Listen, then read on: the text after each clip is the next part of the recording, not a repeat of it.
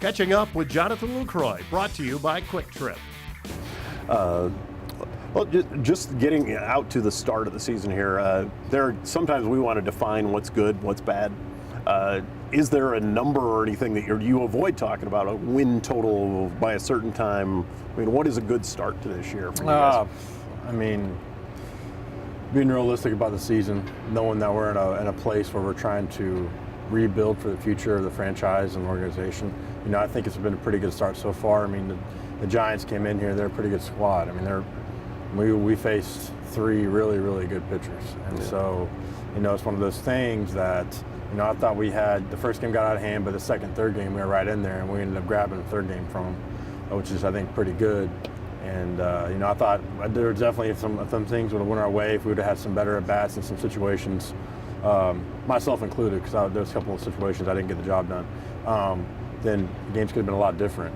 And so, you know, I think that we've been off to a good start, and I think, you know, with that series, we did what we could. You know, like I said, it was a good team, good at bats from them, and a good lineup. So I just think it's about really going in there and doing everything right, the little stuff right, and I think when we do that, we're going to be okay, you know, and it'll help us develop down the road. Do you feel any kind of responsibility to always be engaged more, like when Zach Greinke is here, or Loesch, or those kind of guys who maybe know how to do their business, that they may be able to handle those things? When you've got guys that are learning their way, their catcher has to be engaged in what they're doing. Is there more responsibility that goes with that when they may not know what they need to do on a day-to-day? Yeah, I mean, it's every guy that gets here, they do have a you know, a routine that helps them to stay locked in and all the stuff, the pitchers. But you know, on the field, in terms of game situations and stuff, what we're trying to do with, you know, a runner on third, less than 2 outs, something like that. You know, just situations that come up in the minor leagues, but they don't really think about stuff. And up here, where you can make pitchers do things that will get results that will increase your chance of not letting that run score. Whenever you do, it's those kind of situations that guys need to learn about, and I try to help them along. Yeah. Also, on the hitting side of it, what the hitters are not going to give in to do to what the other team's pitchers are trying to do to us. So there's both sides of it that you got to approach, and I see both sides of it as a catcher and a hitter. So, you know, I'm kind of in a unique position than other guys. Do you ever feel like you're given a tutorial every once in a while on how to do this stuff, and maybe avoid doing it too much? Or, I mean, how do you balance it? I think that you know, it's one of those things that, you know, I just tell guys, hey, in this situation here, what I'm trying to do to you as a catcher, if you're hitting, is I'm trying to get you to hit a ground ball to third base or something, or the left side, or whatever. I'm trying to jam you or something. You know, so as a hitter, what are you looking for from the pitcher? You know, it's just stuff, little stuff like that that I try to help some of the younger hitters along with, and also with the young pitchers, I tell them, what do you know what the hitter's trying to do right here? He's trying to hit the ball the other way and let the ball back up the middle. You know, the last place he wants to hit it is at third base or right at you, you know, because the run will score then. So, you know, I try to keep those perspectives within the pitchers and with the young players in general, just so, you know, it's something that I've learned along the way, and you know, with them, you know, they're learning too, so it's a process. Yeah, I remember I had a conversation with Eric Young a few years ago, and he was one of the smartest players in the National League, most people thought, but he made a boneheaded play one day and cost a game, and he said my worry about it was not losing the game, it was that all these guys that look to me for this now see me screw up and it's going to affect that relationship. I mean, does that cross your mind ever? Like, man, I can't make these mistakes when these guys are looking at me all the time. I think that, you know, it doesn't matter. You're going to make mistakes. You know, you're going to go up there and not get the job done, but it's about, you know, the intent. Yeah. Like what you're thinking about, your train of thought, what you're trying to do, your approach, stuff like that. And if you mess up, you mess up. I mean, we're human beings. We're gonna make mistakes. You know what I'm saying? We're gonna screw up. So I think that you know, with these guys, it's just understanding that, you know, I'm not gonna go up there and get a job every time. Definitely not. You know, no one is. I don't care who it is. And you know, it's just having that intent and having the correct approach mentally. These pitchers here, as you got to know them in spring training, some of them you knew, obviously. Yeah. Has anybody surprised you with maybe better stuff than you'd heard or anything, or maybe they picked something up that you talked to them about? Has anybody surprised you from spring training through, obviously we're awful early right now. We've had some injuries, so it's kind of hard with guys right now to really see, you know, what they got going on. And But overall, for the most part, our guys are doing a pretty good job, and we've only played 3 games. And, we've had guys come in and get some big outs and take a step up from last year, from where they were at last year. So it's a good thing to see. I think guys are getting better, and we're kind of coming. It's just slow. It's a process, and I can't really say anything specific. But right now, I think everybody over on general is getting better, and that's what we're looking for. And having your demeanor, you and Craig seem to have this similar demeanor. You may be back there, you're breaking stuff and all that. I don't think you are. How important is it that there is that kind of that demeanor, like Ryan's kind of subdued seeming, that you're able to go day to day, and these guys you're not going to be breaking anything over guys' heads for messing up? How important is it that seems to be the vibe in the clubhouse? The thing is that you have to understand that we're human beings and we're going to make mistakes, and that nobody's perfect, and you can't let this game control you emotionally, because it's such an up and down game. It's up and down and all around. It's like a roller coaster. So you have to stay emotionally. You got to stay in the middle, because that's it helps you. The most successful players don't get too down, they don't get too high. Right. And it's always in the middle. And you got to stay that way, because if you don't, you're going to fall far, and you're going to hit the ground hard if you're too high. So you want to make sure and stay level-headed, and understand this is a game of failure. At its simplest state, it's a game of failure. So you have to understand that, and you got to play it accordingly. Now, you are so much better when you're playing every day, and that's one of the many values of you. But then you've got a guy like Martin there who, teams would kill to have a defensive catcher like that. That relationship there, but he wants to be on the field, and obviously you can play a couple positions, but what is that relationship like when he probably could be starting for several teams right now? Maldy's great. I've been playing with Maldy for a long time. 2008, we first started playing together, and he's a very, very good defensive catcher, very good. And he's had some good times, sometimes when he swung the bat as well. So I think with regular playing time, he could definitely help a team win. It's one of those things right now that I'm the catcher, I'm the main catcher here. But I tell you, the times I've been hurt. I've been on the DL several times, and he's always stepped in and did a good job. And that's pretty much all you can ask out of a guy. And I know he wants to play every day, and I want him to want to play every day. Believe me, I do. And it's not a competition. It is, he's very supportive of me. I'm very supportive of him, and we definitely want the best for each other, and we also get the best out of each other, because I've known him so long. We've known each other for so long that we just tell each other how we. Hey, you did this, you're doing that, do this, do that, because he knows me and I know him, and very well. So we have a pretty good relationship. We talk to each other, we communicate about pitchers. He can speak Spanish, so he can talk to the Latin pitchers, and we're able to communicate that way. And he's very acute. And he pays a lot of attention to detail, so he sees a lot of things that I don't see, and I see things that he doesn't see. So we work well together, and we bounce a lot of ideas off each other. So it's a very good relationship that way.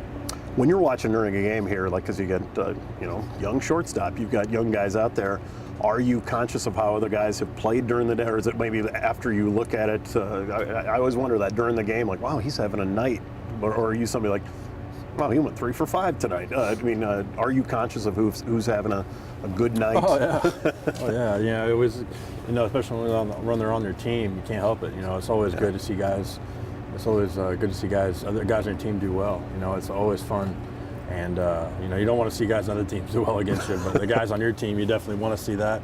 And we've had some pretty good players here and some pretty good games for guys so far. And Scooter's been swinging the bat really well. Yeah. We've had some really big at bats by guys, so it's been a fun thing to see so far. So hopefully we can keep getting better and keep seeing more things like that happen. We'll pigeonhole like a guy like Chris Carter. Well, he's going to hit a lot of home runs, going to strike out.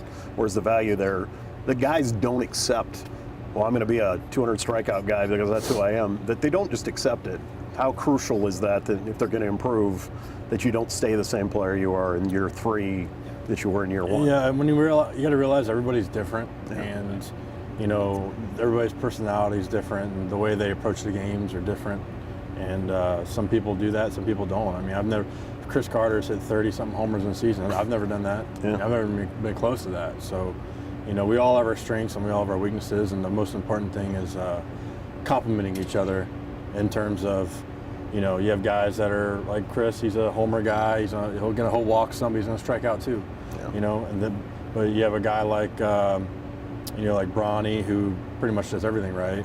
And then, you got a guy like Colin Walsh. He hasn't played a lot, but he's a big on-base percentage guy. Yeah. You have a guy like Aaron Hill, who, on-base percentage guy. He's been around a long time. I mean, you got different. It's all about complementing different strengths and weaknesses throughout the lineup, and that's what it's about. You're not going to have 9 guys that are the same type hitters or 8 guys that are the same type hitters. You're not going to. Yeah. And so I think being complementary of each other in terms of skill levels and talents is what make teams work. What are you better at that maybe you thought it's going to take me a long time to get to that level? Is there something like when you came up, you saw it as a weakness, or maybe the coaches said, man, I don't know if you're ever going to get this, that you're better at now, that maybe people thought, well, he's going to be a catcher who's going to hit 280 to 300 every year, but what are you better at? My defense, obviously, catching. Yeah. I think, coming up, I was a good defensive catcher as far as throwing, but receiving and blocking stuff I wasn't as good at, and now I'm a lot better at it. I feel a lot more comfortable with it, and I want to be well-rounded as best I can. I don't like being a one-sided player. I want to be a player that is good on both sides, because it adds a lot of value to both sides, and it helps teams win on both sides. I think catching is just as important or more important than hitting is. And I think Tony La Russa said about Yadier Molina, and you guys all know about Yadi. He said that he doesn't care if Yadi never gets a hit the rest of his career. He's so valuable behind the plate to him that he's going to stay back there. And so I think that that's a good way to look at it from a catching point of view. How cool is it to find that, where it's something that maybe was something you worked on?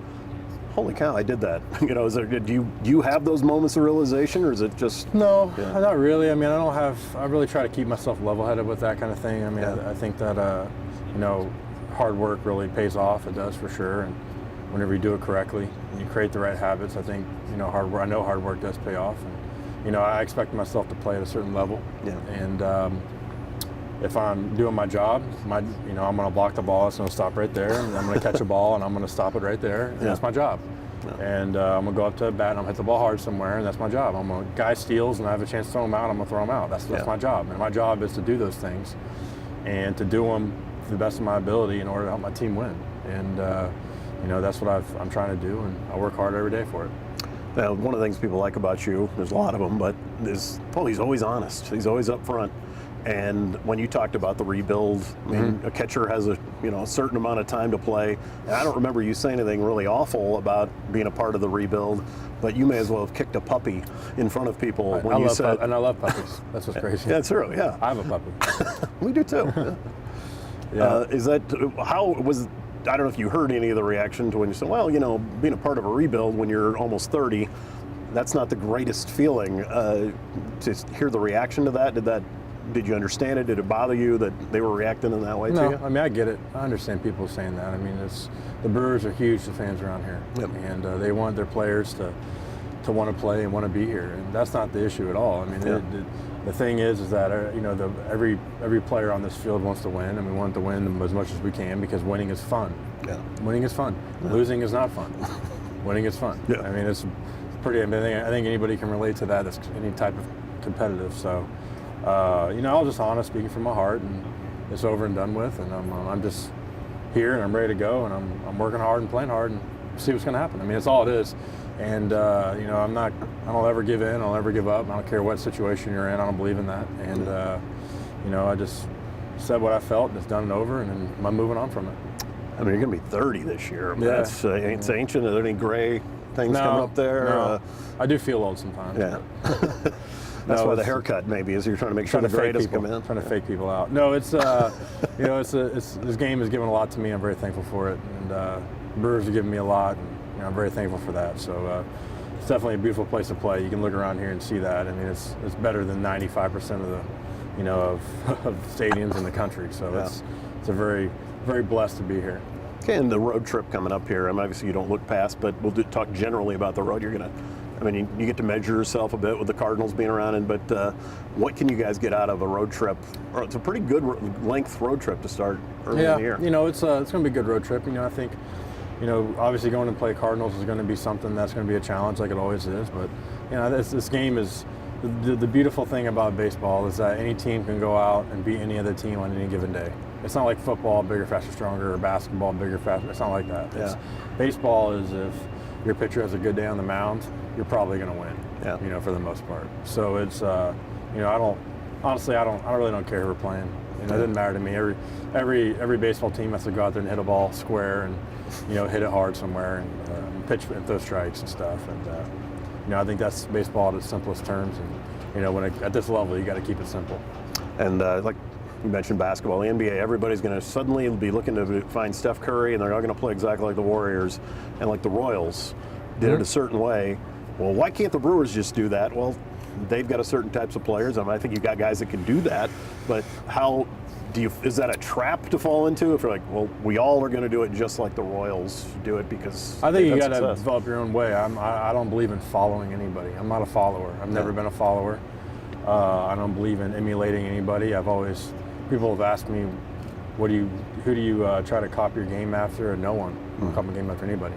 I've developed my own way of playing. Yeah. And I think that when you do that as an organization, you know, as a team, I think you develop your own type of winning. And, you know, the Cardinals developed their Cardinal way, you know, and stuff like this, and it's worked for them, you know, and the Royals have their own way too. It works for them. Yeah. And whatever that way is, I mean, it's hard to define it, but I think the basic terms is going out, playing hard, and doing the little things right. Getting runners over, getting down bunts.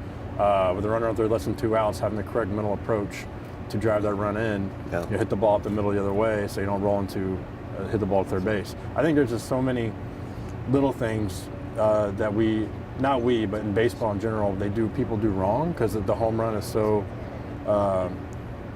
sought after. You know, guys, they're playing small ball, doing little stuff right.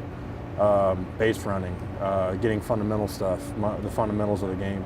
You know, I've kind of gone out the door. And I know with the Brewers here right now, Council came in and talked about fundamentals and doing some little things right. Because little things add up to big things. Yeah. And I'm a big believer in that. And what Council and Pat Murphy and other coaches have really stressed in spring training is doing the little things and fundamentals correctly. And that is something that I'm totally buying into because I totally believe in it. And I'm really looking forward to seeing what happens with it. And again, having guys coaching you who seem to have that same outlook, the way they carry themselves seem to be the same way as you do. I mean, the comfort level with those guys, how big is that when they seem to have a lot in common with the way you approach things? Yeah, it is. It's you know, it's about buying into a belief system, and that's our belief system is doing little things right, playing hard, treating each other with respect, treating ourselves with respect. Right.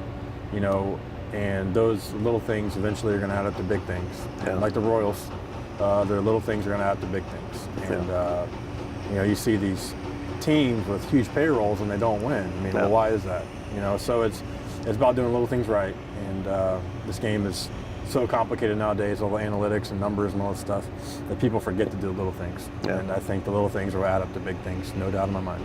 And I know it's surprising to a lot of sports talk guys that you probably aren't sitting there listening to them. No, it's a waste of time. Yeah, I know it's probably a waste of time. You have to play to understand this game. You're not going to be able to do it looking at a piece of paper and numbers on it. Right. You're not going to be able to. Playing this game is so much about feel as it is in anything. Yeah. And if you've never played this game, you know, at this level, you don't know what I'm talking about. Yeah. And you know, none of these sports guys have hit a homer. Yeah. You know, and knowing what that felt like. None of them. And so, you know, it's one of those things that, for me, you know, I take it with a grain of salt because it's a feel game. Yeah. And I totally believe in that and having the correct mental approach and, you know, doing things the right way. That's what I believe. And, you know, correct me if I'm wrong, but go find a number that, or a stat that'll define heart and character. Go ahead. Yeah. You can't find one. I hit 3 home runs in Little League. I just want to make sure I mentioned that. Yeah. One was opposite field. Yeah, hey, that's a pretty good swing. You're going oppo. Oh yeah. You know? And finally, with a guy like Willie, you know, he's got to kind of be one of the linchpins to that staff there. And you know, the first outing was not what he was shooting for.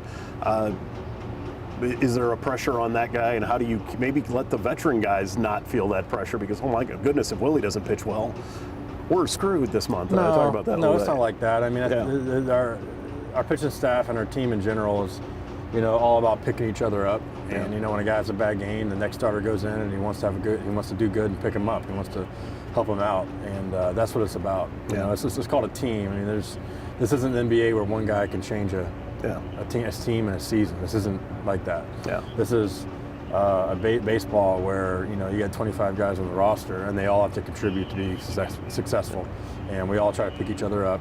And we make a mistake, and the guy behind us picks us up. Yeah.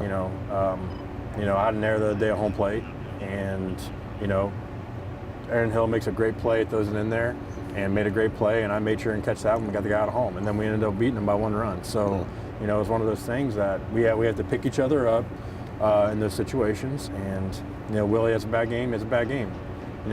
Guy came in the next day, Jimmy Nelson, Yep. and had a great game, threw great. We lost, but it was a great game, and he picked him up. And the hitters didn't pick him up. So it was one of those things that, we gave everything we had, didn't work out, but it's definitely about picking each other up. Catch more at my24milwaukee.com.